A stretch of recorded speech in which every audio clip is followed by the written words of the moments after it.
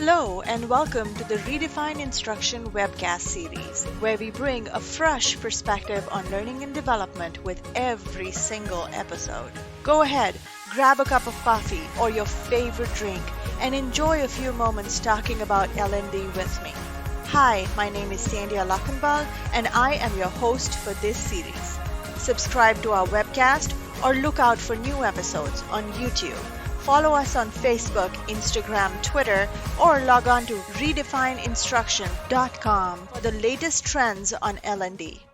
In this episode, the spotlight is on Bridget Brown. Bridget has worked for 3 different Fortune 500 companies, including Monsanto and a small beer company called Anheuser-Busch. She has trained at the Allen-Alda Center for Communicating Science at Stony Brook University, is a former adjunct instructor in the School of Engineering and Applied Science at Washington University in St. Louis, where she taught public speaking and has coached 3 TEDx talks. She combines her background as an actress and writer with over 18 years as a corporate trainer by using elements of improvisation and storytelling, making her workshops a lot of fun. She has a master's degree from Binghamton University, which also happens to be where she grew up.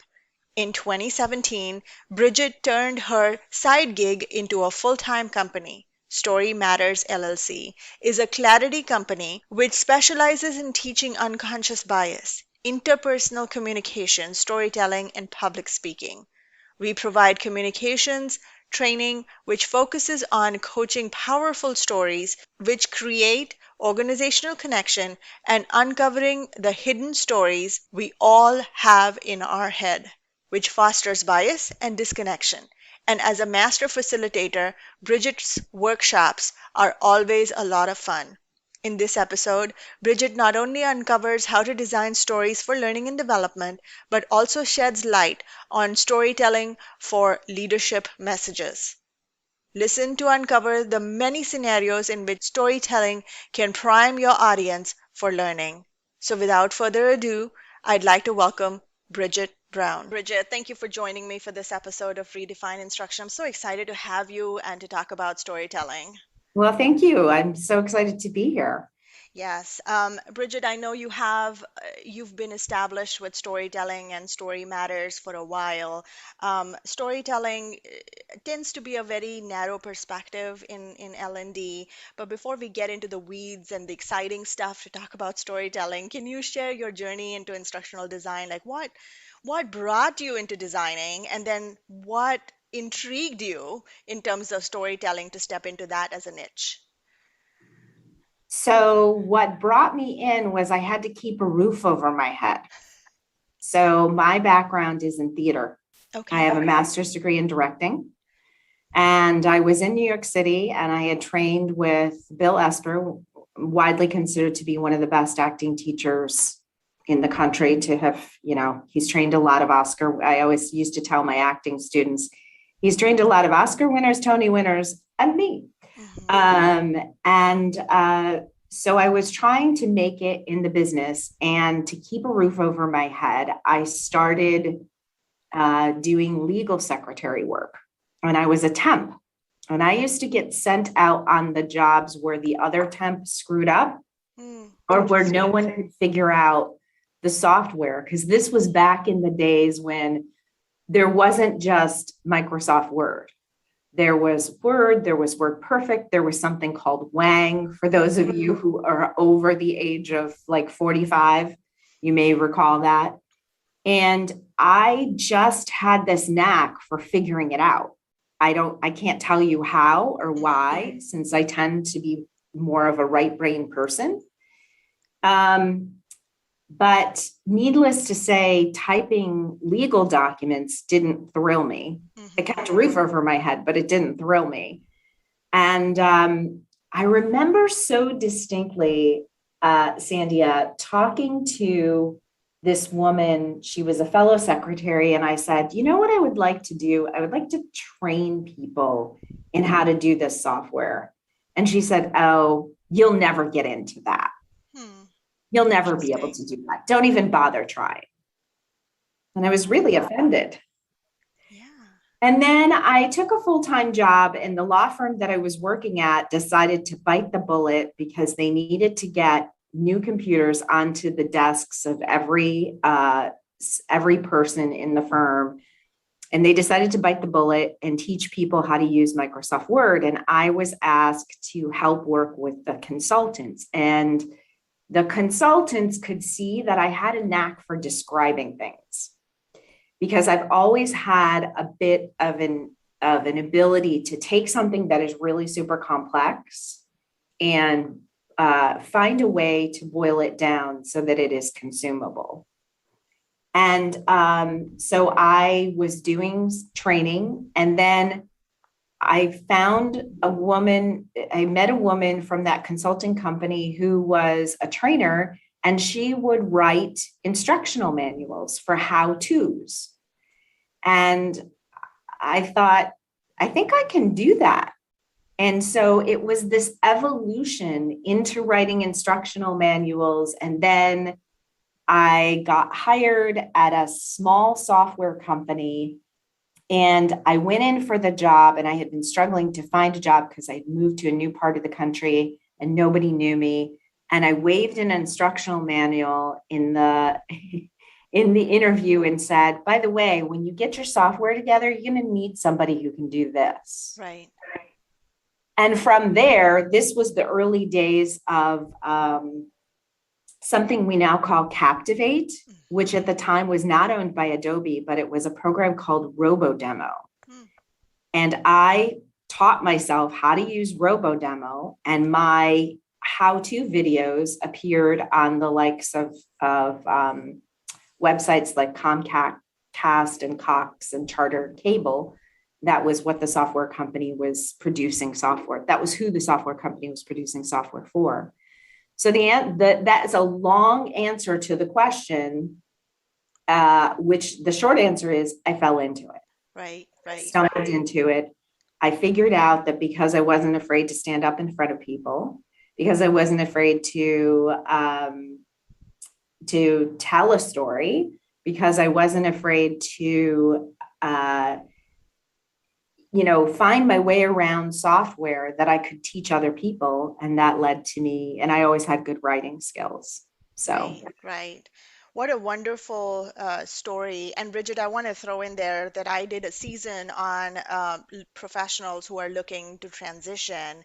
And this is a great attestation to the fact that you do not need to go and get 20K degrees or master's or bachelor's in instructional design. You can actually train yourself if you have the creativity, as in your case you brought the research, you were intrigued, you were perseverant enough to follow your dream and keep at it despite the negative comment of someone who said you can't do it, right? yeah, So you practically trained yourself, and that is such a great attestation to someone who's now looking to transition. And a lot of people are in that boat where they have that basic degree and they're not looking to go spend a lot of money. right. So, any word of advice for those who are now looking to transition? What resources are out there? I'm definitely want to jump into storytelling, but would love to hear from your perspective. What are some of the resources that people can touch, lay their hands on when they're looking to transition into instructional design or e-learning? So the number one quality that you have to have is curiosity. So if you've been teaching in an academic setting, which I've also done as well, I taught on the college level. The number one thing that you have to have is curiosity, because the resources out there are unlimited. You and I know that there is a group of great freelance professionals out there who will share any information that they need. Articulate, which is a software that I think now probably the bulk of most e-learning designers use, is a great, not only do they have how-tos in the software, but they also have really great resources for how to create great e-learning design. What is great e-learning design? So there are lots of resources out there. And I would say that the one, aside from learning the how-tos of a piece of software, the other piece that you, if you are transitioning, will need to investigate is how to do graphic design. And it doesn't have to be the most complex graphic design. I still use PowerPoint to design a lot of things, right? If I need something super complex, I'll send it off to a graphic designer. But you need to know the principles of graphic design and what looks good, what is white space, why is white space there. Those types of things are the things that are going to help you to transition. But I would say to the person who's transitioning, trust yourself. If you've been teaching for a long time, you know how to teach. Just be aware of the fact that in any given period of time, you could go from compliance training to training about dental hygienists, to training for veterinarians, to training for safety professionals. That's been my year this year. Okay, so those are the training modules that I have done on the e-learning space. And then on top of that, I've been doing my, communications training and unconscious bias training. So it's one of the things I love about what I do is that any given day, I'm learning something new, or I'm having to really stretch my brain to comprehend something that I have no idea what it is, so that I can push it back to someone else. Right, so I can right. teach it back to Right. someone else. A great perspective. And I want to throw in there's tons of conferences that L&D professionals are part of, such as, you have been a guest speaker at several conferences. So if people want to hear information that is put out by experts such as you, they can go to these conferences, and a lot of them are huge. They have huge support. So, you can go leverage based on where your learning gaps are. You can go leverage those sessions in those conferences. So yes, the community is really, really supportive, which Yeah. is the best part of being in learning and development. Yes, it So, is. so I want to start with the real basics of storytelling. Define from your perspective, what is storytelling? Because a lot of people think of storytelling as scenario-based learning, and I know that it's much bigger than that. So what is storytelling?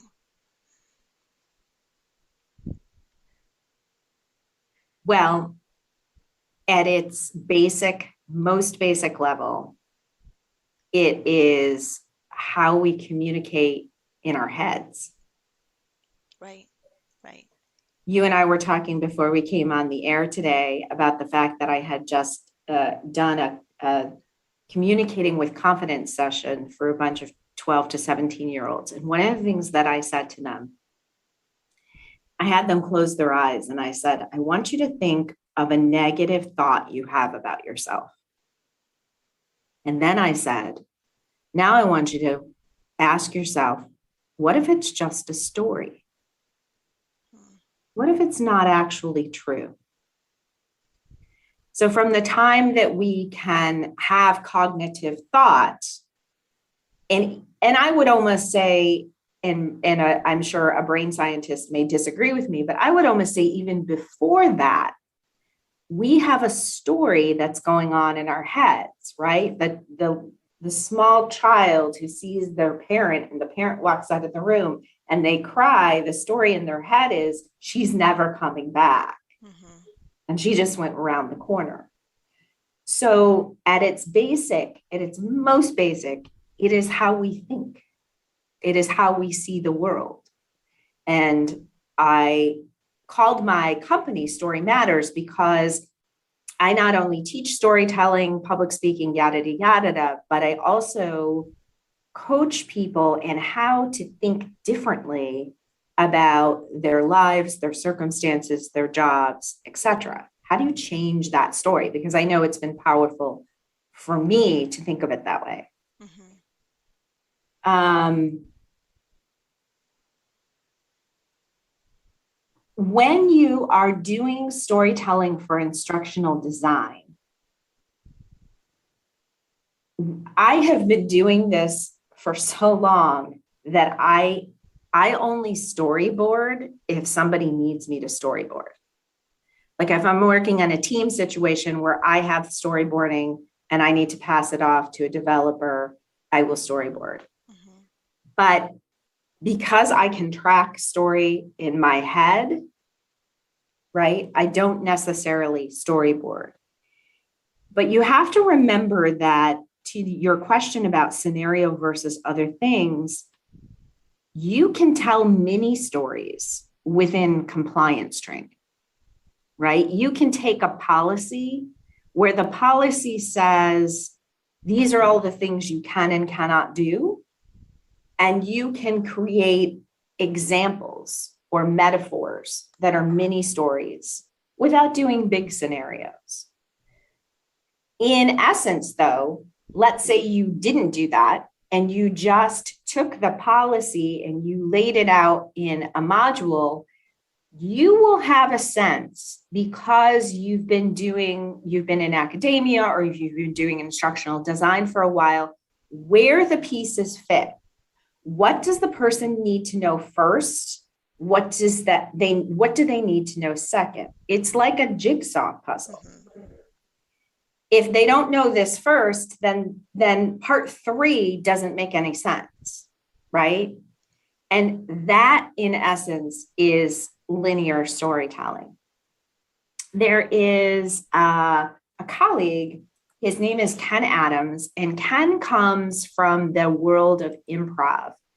And Ken has a way of putting story together that is really sort of simple. And it goes like this. Once upon a time, because the best stories always start out once upon a time, even compliance stories. Right. Once upon a time and every day, but one day, and because of that, and because of that, and because of that, until finally, ever since then, and the moral of the story is.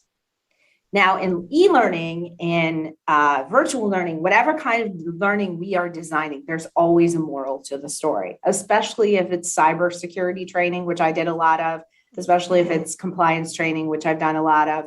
There's always a moral to the story. Don't click on it.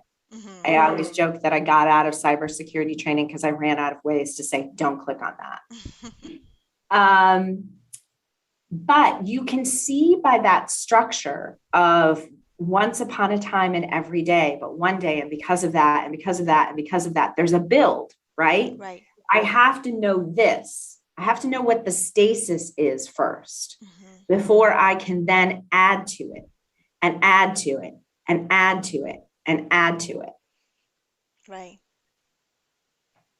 So that's one way of thinking about it, that if you take something dry and kind of boring, mm-hmm. Like a compliance document, and you look at what is that, because we always in instructional design ask the last question, right? What's the moral? Right. What do we need people to walk away and be able to do? What behavior do we need to change? Right. Right? The objectives. Correct. The objective. Yeah, absolutely. Yeah. And then once we know that, then we can start at the beginning and say, okay, I'm going to trust in me. I'm going to get you to this point where you're ready to make that change. But I got to give you a little bit of a why first. I've got to give you a little bit of a because. Right? I have to explain what, I have to explain why, I have to explain because. Right. And those can be sort of substituted in once upon a time, we had a bunch of people who were talking too much about our stock, and every day that happened. And one day we needed to put out a policy. So we created this insider trading policy. And because of that, we need you to comply in this way. And because of that, we need you to be aware. If you don't, you could get in trouble. And because of that, we need you to make sure you sign your whatever. And finally, here's the signature. And now go off, do work, and don't do that again. Mm-hmm. Okay. Right. This is great because you went right into my next question, which was about planning and designing and writing a story that resonates, right? The sort of the ingredients and the components behind the recipe. Um, I've always been intrigued by the characters that people put in their story. Some people are really strategic about the characters that they design for their story, and I want to know your process. So do you use real life personas, or are your characters inspired off of somebody who you have heard about, seen, and then you kind of modeled the character of the story on that? Just want to know, how do you decide which character would work with this story? That's a great question. And I'm going to give you a very muddled answer, sadly. It's because the answer is yes to all of the above. Okay. So let me break that down just a little bit. So um, I referred very briefly to insider trading in that little scenario that I gave. And at my last corporate job, I designed an insider trading module where I did use some scenarios, and I just kind of created characters. And in some cases, the characters for this new business that was a fledgling business that was about to go public did the right thing and didn't say anything. And in some cases, they did the wrong thing. And then what I did, because it was really important to the attorney who was asking me, who I was helping on this project, that people understand one of the takeaways is they could literally go to jail if they shared the wrong information. So I created the scenarios, and then I thought, oh, Storyline has this great drag and drop thing. And so I created a little exercise where you would have to drag the person who shared the wrong information into the insider trader jail. Mm-hmm. So that was a way of telling us the moral of the story, right? Getting the moral of the story across. Now, I didn't really, I didn't flesh out the characters in a way that we cared so much about them. I just had the characters behave properly, behave badly, Mm-hmm. right? Mm-hmm. Another scenario is I designed a course about fraud. And in that particular case, I did a lot of research into insurance fraud and how people, various stories about how people got away with different things. There are insane stories out there about people who murdered other people just to get Wow. it. Like we see that on TV and we think it's not real. It's real. Oh, interesting. So I used those real stories to try to teach the lesson of, because it was for insurance adjusters, how to, or insurance claims people and underwriters. In a recent module that I did, I created, it was for dental hygienists. And I created a hygienist who was your friendly, I'm just like you, but I've been doing this for a little while. So let me give you a few suggestions Mm-hmm. type person. And once again, that wasn't necessarily based on anybody. It was maybe based a little bit on our subject matter expert, because she would share with like her best practices that she had found over 10 or 15 years of being a practicing hygienist. Mm-hmm. So there are all different sources, all different ways that you can find inspiration when you are doing any kind of scenario-based training. But the bulk of it, or the gist of it is we go back to that outcome. What behavior do you want them to change? What's the moral of the story? Okay, let's tell the story that helps to get to that point, right? So the characters then become useful tools, so to speak. Wow. Because they're helping you get there. Does that make sense? Yes, yes.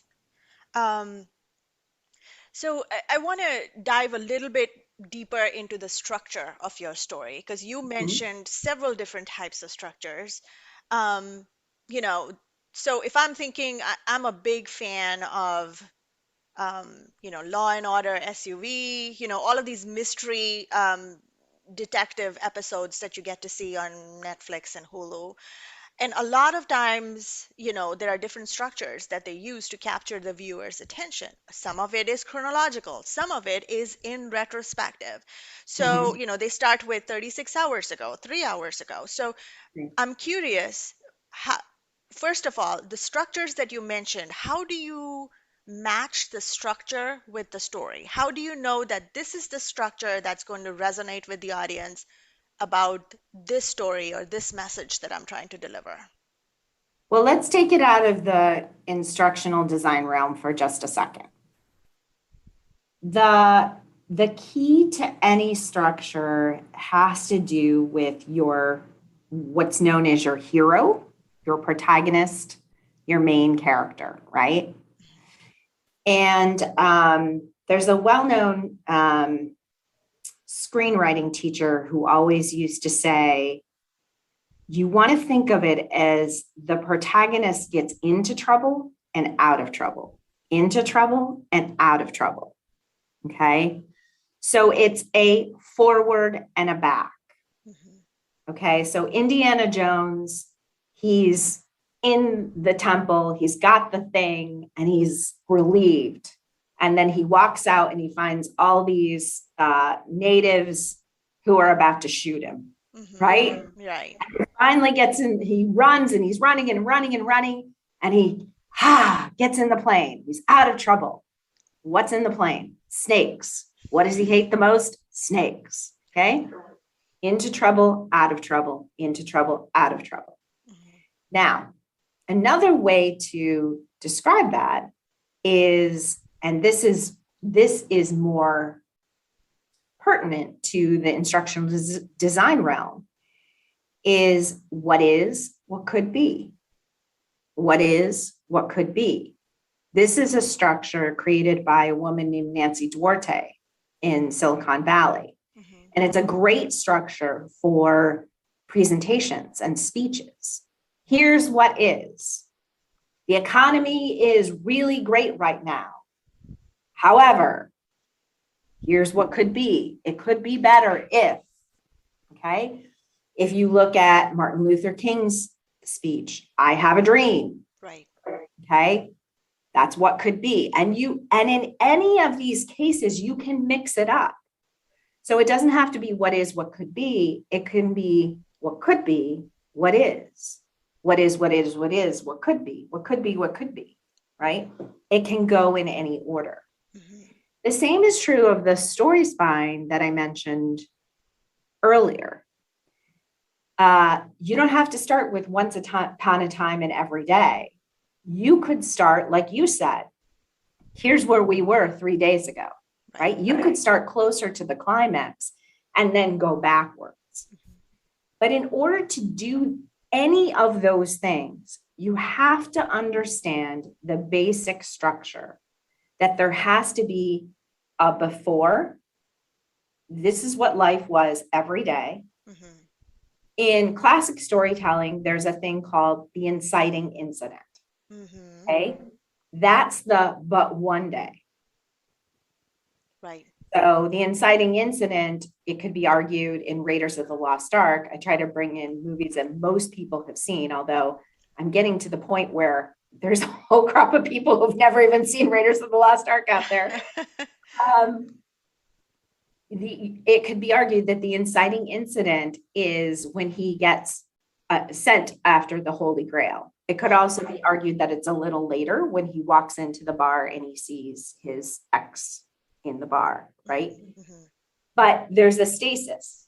This is what he does. And then something happens that changes the course of his life. Right. That's why, to go back to your first question, Sandia, that's why storytelling, we love it so much, because it's like our lives. Because at any point, you can stop and think of a situation in your life where there was a stasis, where you were going along, every day and every day and every day. But one day, boom, Right. I got in a car accident. I got sick. I met her on a plane. I lost my job. I got a new job, right? Those milestones. Those Yes. milestones. That's why Yes. it's so much like life. Right. Um, so I'm sorry that I'm picking the components of storytelling apart, but No, that's what we uh, want to do. Yeah. yes, yes. Because So here's the thing. I often say to people that when I teach storytelling is we know a good story. People who aren't as passionate about it as I am, we know a good story when we hear it. right. We know a bad story when we hear it, but we don't necessarily know what the difference is, what makes one bad and what makes one good. Exactly. Exactly. Yeah. Yeah, and my point is, bottom line, yes, we've all heard stories as kids, but there's so much more that goes into designing a story, whether it be a leadership message or instructional design, than just making it up as we go. Because that's what we Mhm. did, right? When you tell a story to a 7-year-old or an 8-year-old, you're kind of making it up as you go, and Yeah. it might fall flat and it might not, but it doesn't matter because there's no consequence out there. But in an L&D situation or leadership, we are trying to deliver a message, the moral, the bottom line, right? Right. So one of the things that, with the attention span of people these days, and with so much information being bombarded at us, one of the things that most good storytellers do is the hook, to hook you into the story right away within the first couple seconds. What are some of the good practices in terms of how to hook the audience into the story and then make it memorable from there on? Um, well, this is a challenge in learning design when your topic is dry. Hmm. I'm not going to lie, right? That's true. It can be a challenge. Um, you know, I'm working on a project right now in the safety realm, and my subject matter expert is an OSHA safety expert. And we make sure to tell the stories of people who fell into ditches, who got electrocuted, the really Right. sad, awful stories, Hmm. because we want that moral to be there. Um, Before I get to this part, I want to back up for just a little bit, if you'll allow me. One of the things that Nancy Duarte says when she talks about storytelling for presentations, and I think that this is really key for learning development people to keep in mind, is that when you're designing your story, it's not about taking an Indiana Jones character and getting them through how do they make it through the compliance training, right? Hmm. You have to remember that your hero is actually the audience that's reading this, the audience that's taking it, the audience that's doing the activity. You constantly have to think about what are they getting out of it? What's in it for them? It's the Hmm. with them, Right. okay? What's in it for them? What's in it for them? So that's a side note. But here's how you make stories stick. The book that I recommend highly for this is Made to Stick by Dan and Chip Heath. My colleague Christy Tucker and I talk about this book quite frequently. So the Heath brothers the reason that I bring it out is because the Heath brothers did a great job of breaking down what makes a story memorable. And the first is that it has to be simple. What do we mean by that? It doesn't have to be dumbed down, Hmm. right? So you have to know, first of all, who is your audience? If you are creating a cybersecurity training module for the vast number of people who are not cybersecurity professionals, please don't talk about the DMZ and sockets. Okay. They don't need to know that. I often tell the story of I was doing some technical writing with a company and working with a server designer. And I was trying to explain the software process. And I sat with him and he put up this big diagram of his server. And he said, so the information goes in there and it goes here and then it goes here and then it goes here and then it goes here. And then That's an input-output process. right. And I said, got it. So they put the information here and it comes out there. He goes, no, that's not what I said. It goes in here and then it goes there and then it goes there and then it goes there and then it goes there and then it goes there. Interesting. Right? So he knew the story of this server because he designed it. Uh-huh. But the person using the software on the outside needed to know they put information over here and it came out here. Mm-hmm.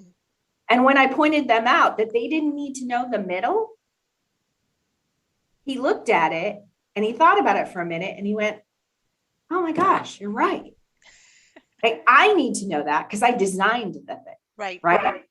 But they don't need to know that to use the thing. And that's what we mean about simple. Mm-hmm. You can tell stories very quickly if you keep them simple. Correct. The next is unexpected. And unexpected is anything that you just didn't see coming, right? There is the story of the TED Talk that Bill Gates gave, where he was talking about, do you know this one? No, I don't. Where he was talking about eradicating malaria and explaining how mosquitoes carry malaria. And he took a jar and he opened the jar and he said, by the way, I just released a bunch of mosquitoes into the audience. Oh, wow. Right?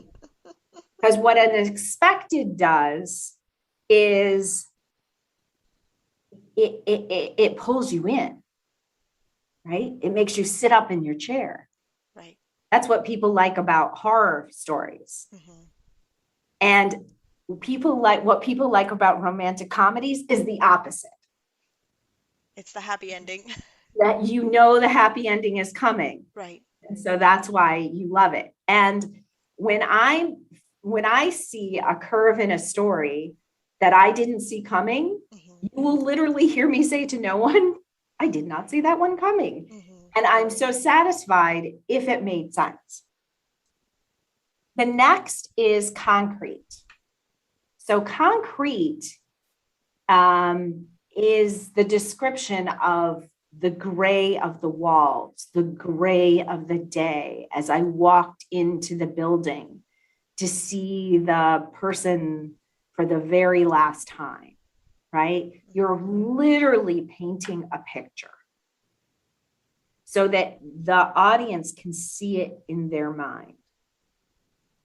The next is credible. Credible is where data comes in. And this is a really important piece for learning designers, because oftentimes we have to show data. Data does tell a story. That's right. Here's the problem. And I mentioned earlier about if you decide you're shifting your career and you're going into e-learning, get to know some graphic design. The problem is that when people put data up, especially if they're putting it up on a screen, and it doesn't matter if the screen is in front of an auditorium or if it's on a Zoom call, only show the data you need. Mm-hmm. If you're trying to show the first 3 quarters of this year, don't show me every week of this year, right? Just show me the first 3 quarters. That's the problem. People throw all the data up on the screen. Data tells a story. The other thing that makes things credible is people from academia, someone who wrote a book, right? I'm your credible source today. Mm-hmm. The next is emotion. So anytime, as I mentioned before, the module that I'm working on, and we do mention, tragic circumstances, that's another way of pulling people in. And then the last thing that the Heath brothers talk about is story itself. Just the fact of telling a story will always make it more memorable. So if you can use any of these tactics, now of those, the ones that work the best for learning design are, interestingly, I believe, unexpected, credible, and emotion. Yes. Yes, I agree with you. And that last one is used and overused a repeated number of times, the emotion perspective. Um, I'm so glad that you said about throwing all the data up there because so many of us don't think, and particularly as a new designer, it's something so easy to fall into where you're putting up so much information on a slide, on a projector, that it becomes cognitive overload. And so that is the good practice of how much is pertinent data. And then when you said every week, the sales performance of every week versus the 3 quarters as a chunking it so it's digestible, right? That's the reason why our phone numbers are 10 digits and no more, because that's what we can hold on to. That's your cognitive load, and it's chunked into 334 because that's how your brain functions. Right. So well said. Thank you. Thank Um, you. I'm gonna shift gears a little bit over here. The same story can be presented to multiple audiences, right? So, for example, you could be presenting the same story as a leadership message where a leader, a CEO, is talking to their employees and it's sent out as an e-blast, versus you're taking a section of the audience, whether it be the sales people that you're pitching to or the end user, which is the customer, right? Mhm. So, talk to me about a little bit about how can you take the same story and present it in three different formats to three different audiences? Like, how do you shift gears between sales, a leadership message, and maybe the end user or the customer? Okay, so that's all about the moral. That's all about the WIFM. Okay. Okay. It has to do directly, I think, between WIFM and simple. And so Okay. let me give you an example. So I used to teach public speaking and storytelling at Washington University in St. Louis for engineers. These were cybersecurity engineers, data scientists, project managers, highly technical people. And one of the first pieces of homework I had them do was I had them watch a TED talk from and I will not mention his name, but a neuroscientist Hmm. who had done a TED talk, and he delivered the same talk about how the left brain and the right brain communicate with one another. He delivered that to a TED audience, and it was the same talk he delivered to his neuroscientist colleagues Hmm. and his students. Now let's think about that for a second. Did you go to medical school, Sandia? No, I did not. Mm-mm. I forgot to go too. Yeah, the speak is very different. The language Right. is very different. Yeah. That's right. Yeah. And I was in the audience the day he gave that talk, and I thought my brain was going to explode about 6 minutes in. Mm, wow. So that's one of the first examples that I give them. And I come back and we come back into class and I say, what'd you remember? And here are graduate level students. This is an adult learning program. They work for companies like Boeing, Monsanto. Like these are not, they're in a top flight school. They can't remember hardly anything that he Right. said. Then I go and I have them go off and watch a different TED talk about the same thing, Hmm. how the left and right brain communicate with one another. Only this one it's one of the most popular TED talks ever from Jill Bolte Taylor. It's based on when she had and she is also a neuroscientist. And it's based on when she had a stroke and how her left brain died and she had to think only with her right brain.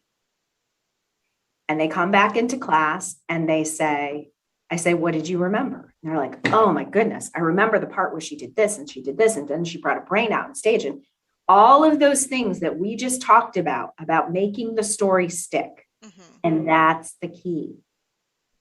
The language she used for that audience, for that TED audience, was not neuroscientist based. She told the story of her experience. She put it into medical context, and she used words that were consumable. He took what was absolutely, positively valid for a neuroscientist audience, but he forgot to make it into language, turn it into what was consumable for a general audience. You have a smart audience who shows up to TED events, right? But they're not necessarily neuroscientists. Maybe they're lawyers or accountants or teachers, or you know what I mean? Right. So that's part of the key is knowing your audience is so valuable. If you are creating an e-learning training for other technical software people, they have a certain basis of learning. They have a certain jargon. One of my favorite lines is check your jargon at the door, right? Because if who you need to actually speak to is the example that I gave of the software engineer, right? What do they actually need to know to be able to do this task? Don't tell them any more that they don't need to know. And as a side note, that tip, if you take away one tip today, don't tell them any more than they absolutely need to know to change the behavior, achieve this task.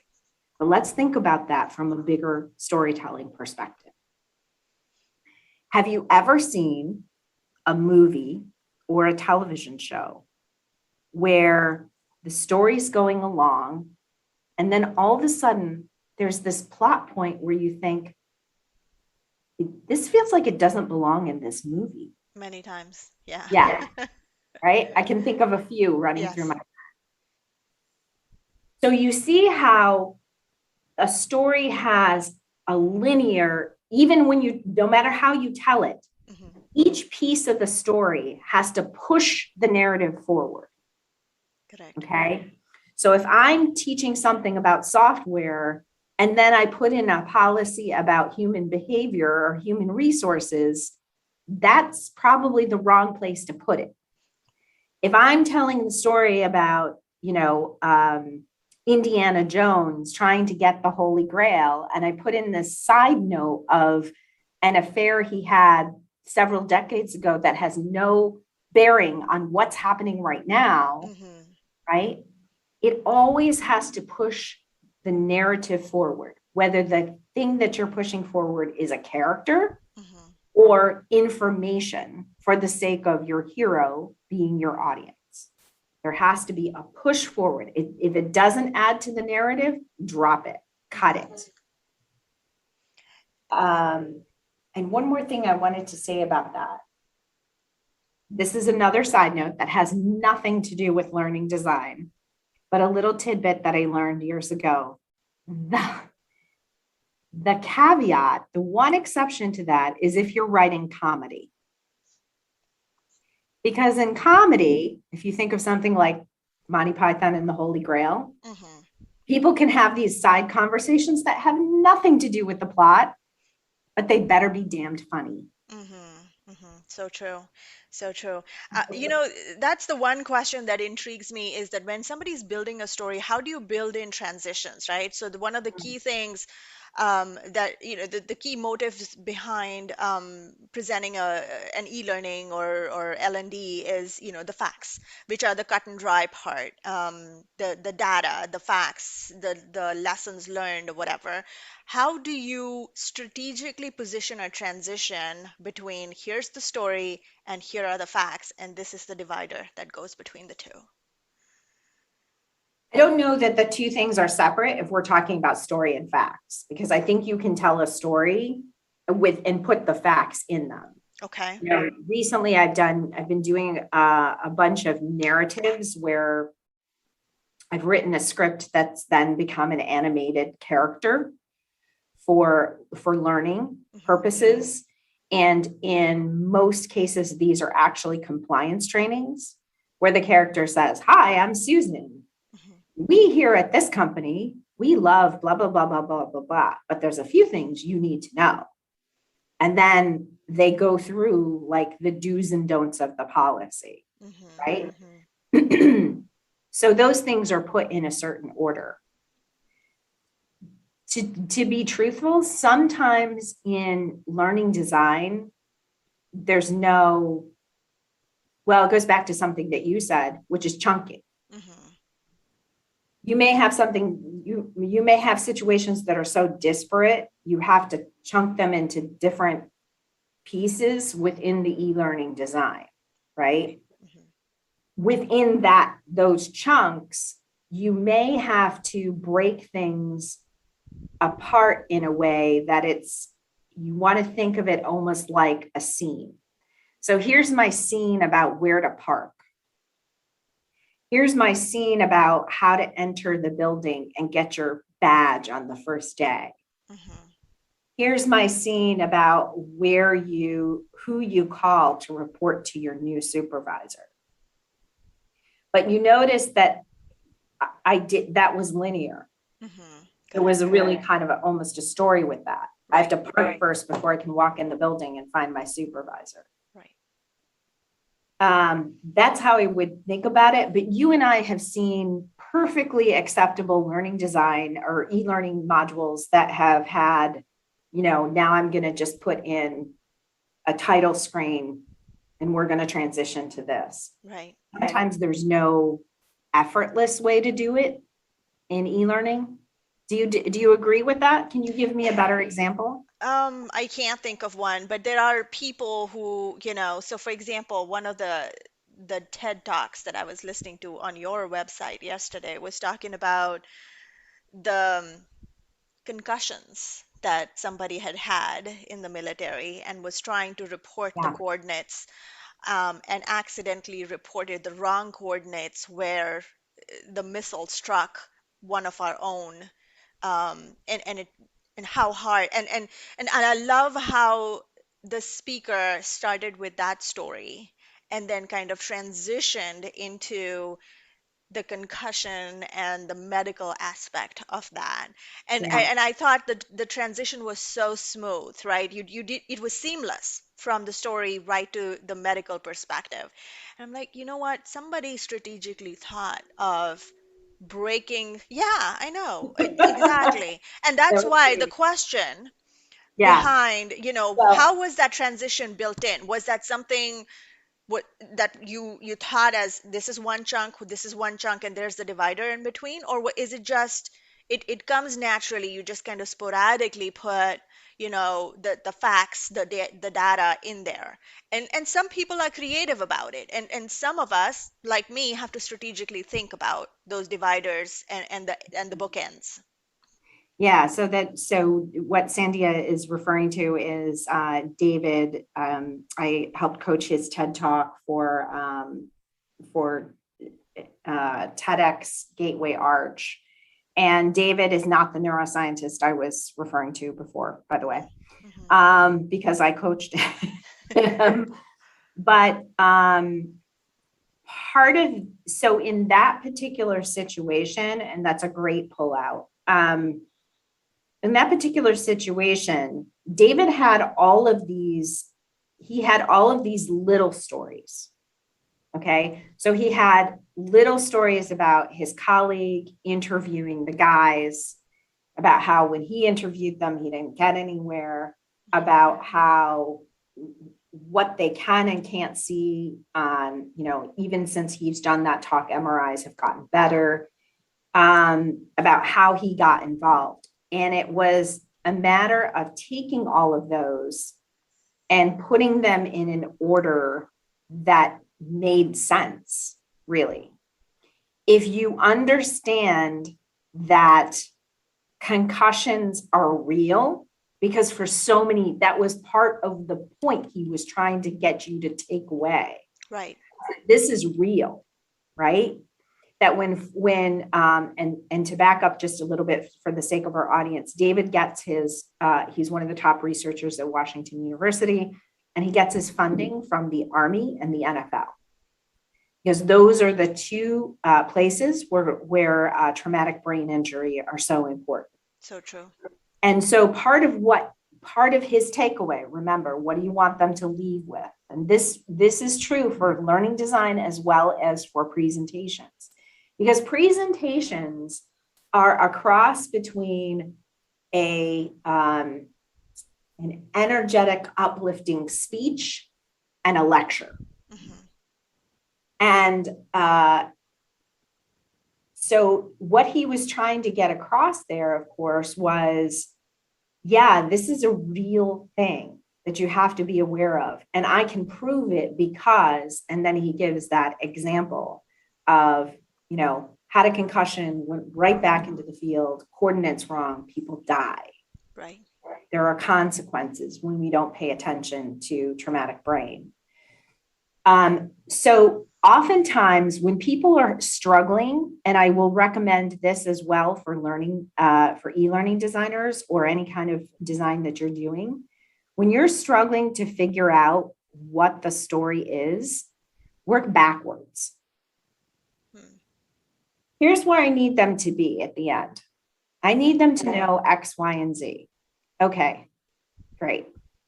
What do I need them to do before that? Well, in order to get there, they have to know this. Great.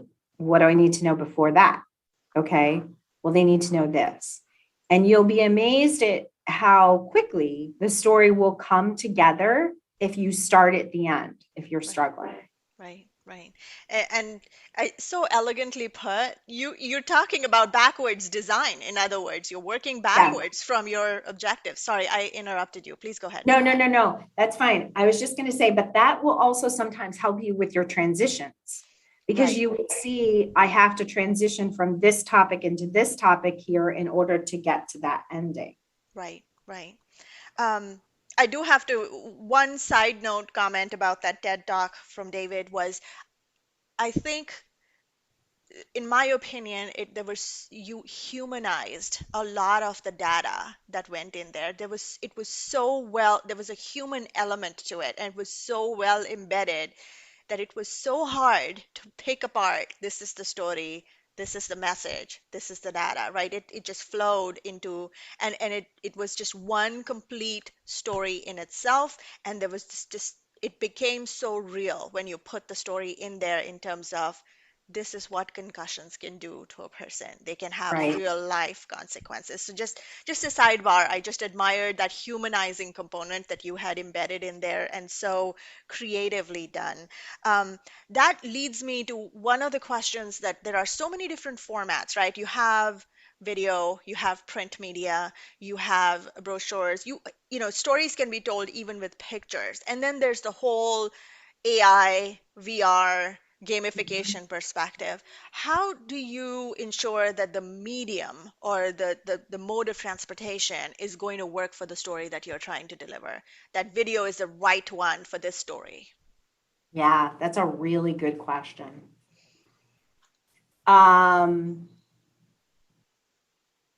The well-known actor Laurence Olivier used to say that television was a writer's medium, film was a director's medium, and stage was an actor's medium. And so understanding, again, it goes back to who's the audience, who's consuming, and what do they expect when they consume it. You mentioned something earlier about shortened ability to pay attention, to focus. Mm-hmm. And I go back and forth. I don't know about you, but I go back and forth on this. I think that that's a yes and. Yes, we want to consume our training quicker. Mm-hmm. And yet we'll sit and we'll binge watch Netflix, right? Yes. Ted Lasso, everyone. Mm-hmm. I get to watch a new episode tonight. So it's a yes and. We still have the capability. And I would, and I think the truth of the matter is that anything that's engaging, people will stick with. Mm-hmm. Mm-hmm. That's so It's true. just that sometimes in the L&D world, we have to put forward, we have to teach stuff that gets dry.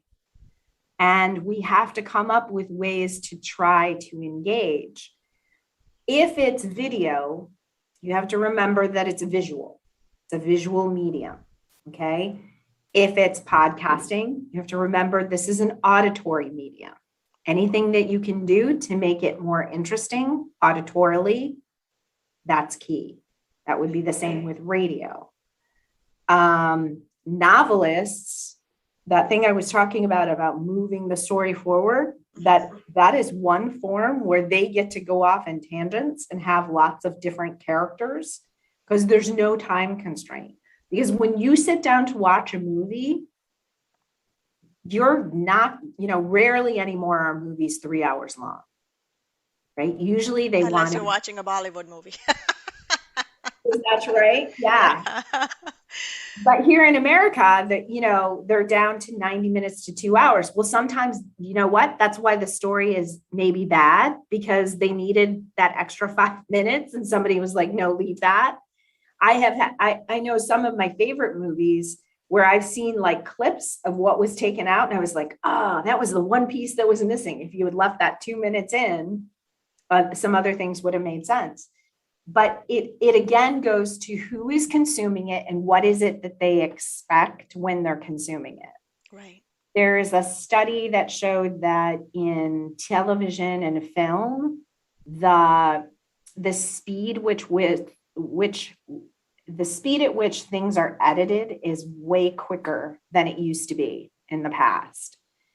And I don't want to cite the actual data, but it's gone down considerably as far as what you see on the screen and when that thing changes.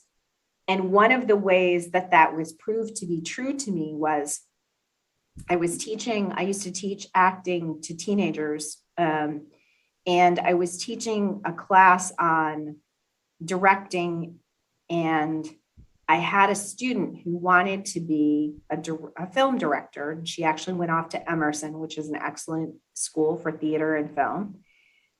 And when I was showing them how to stage, she kept trying to move the people around. Like go there and 2 seconds later, go there and 2 seconds later, go there.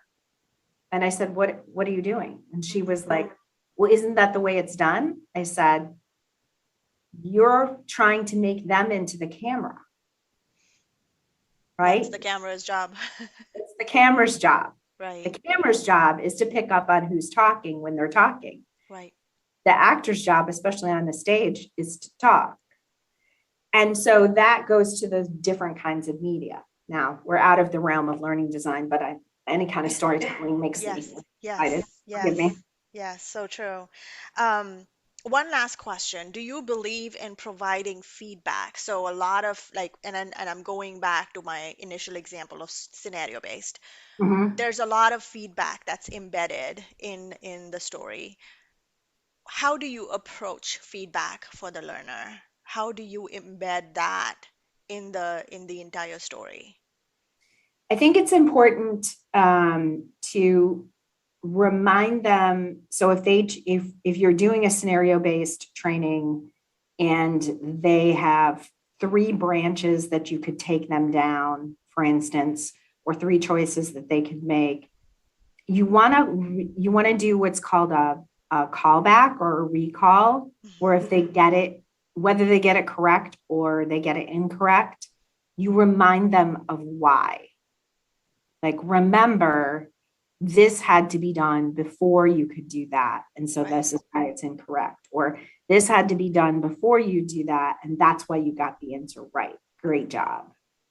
Right. Which is the rationale behind the feedback versus, Right. oh, this is correct, and you leave it at that, or this is incorrect without the rationale behind it. Right. So That's well right. said. I wanted, before, this is the last question before I let you go, because I was so inspired by, I'm sorry, say that again. I said I'm loving this. This is great. Yes, this is such a powerful episode. Thank you. You started the conversation with, the class that you did last evening where you were coaching teenagers for STEPS, which is Striving Towards Empowered Personal Success, which is a nonprofit, and they offer classes in STEM, STEAM, and leadership development. Tell me a little bit on what is it that you do with these teenagers, and what inspires you to work with teenagers, because leadership is more, I mean, I at least think of it as from the corporate sector, but what is it that what spark do you see in these teenagers that inspires you to talk to them about leadership and storytelling?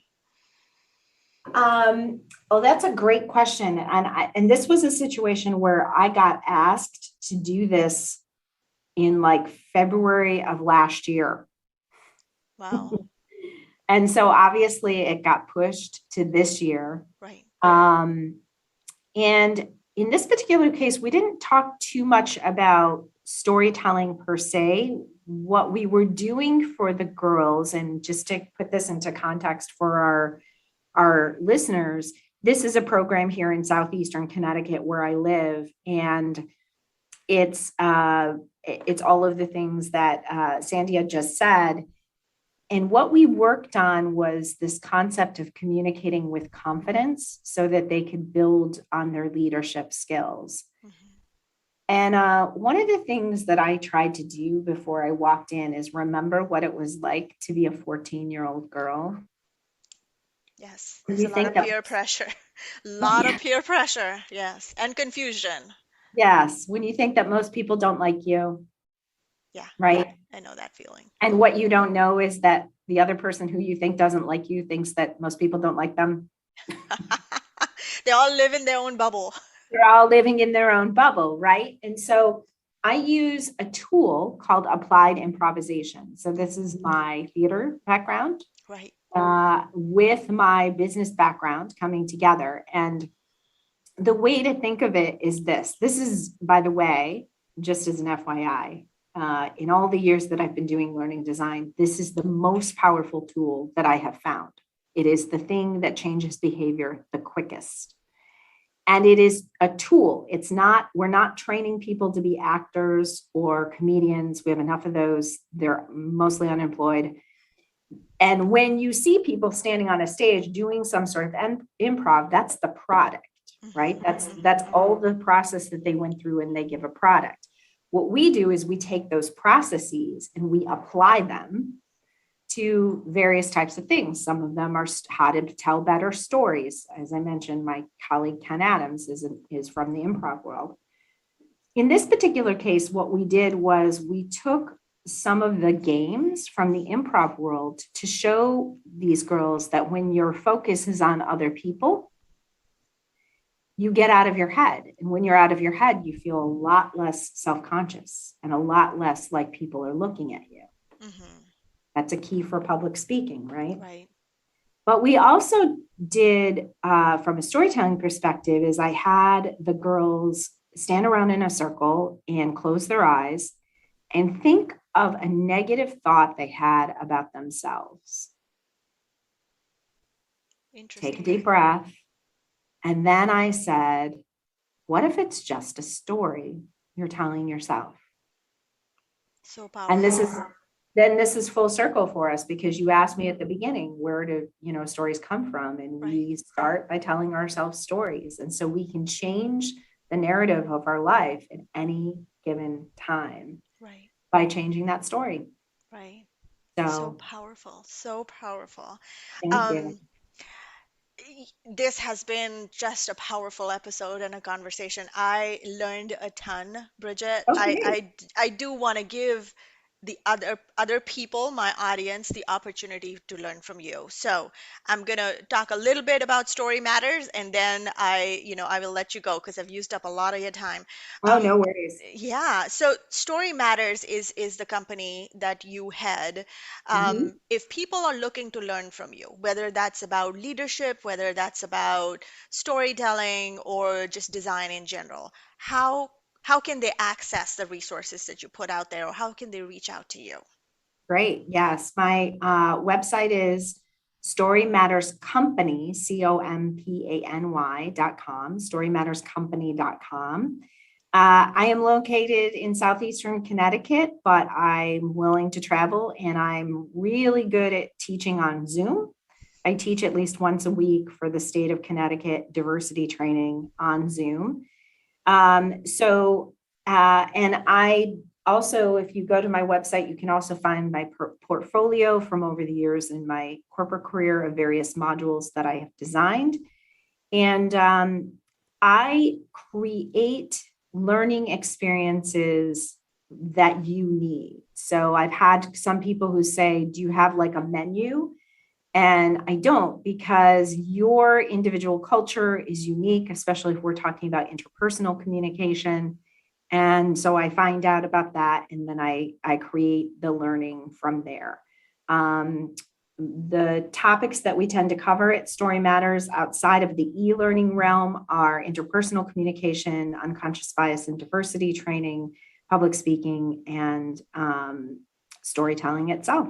Thank you again, Bridget. It has been a lovely conversation. I learned a lot. Thank you for taking the time to speak with me and my listeners today. You are so welcome. I just enjoyed myself so much. Thanks, everybody. Thank you for listening to the Redefine Instruction webcast series. We welcome feedback. Leave a comment or question on any of our social media pages. We look forward to hearing from you. Until then, stay tuned for the next episode.